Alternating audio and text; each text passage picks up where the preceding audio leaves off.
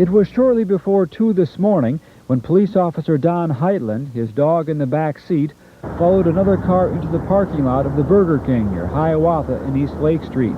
The man behind the wheel, Kerry Howk, had allegedly been driving erratically, and Officer Heitland got out of his squad and called for Howk to come over, which he did. Came back toward the officer, and without any warning or comment, punched the officer, knocking him to his knees. During the struggle, the officer was kicked in the back of the head, and his gun was taken from him. Lutz says that Howk then stood over Heitland and threatened the officer with his own revolver. At that time, Lutz says another squad car pulled in, that Howk then turned, aimed the revolver at the squad, and fired 3 times. The other officers then returned fire. Howk died instantly of multiple gunshot wounds from officers Bruce Peterson and Michael Sundstrom and Officer Heitland, who had scrambled to his squad and grabbed a shotgun when the other officers arrived.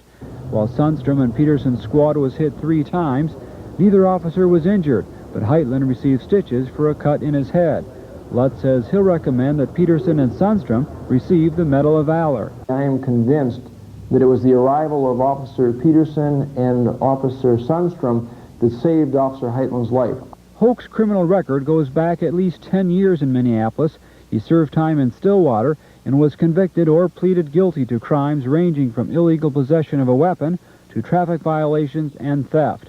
15 months ago, he served time in the workhouse for assaulting an officer. The shooting was the 4th time this year that Minneapolis police have shot and killed someone.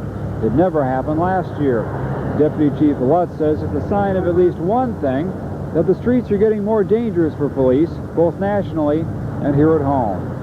Steve Goodspeed, Channel 9 News, Minneapolis.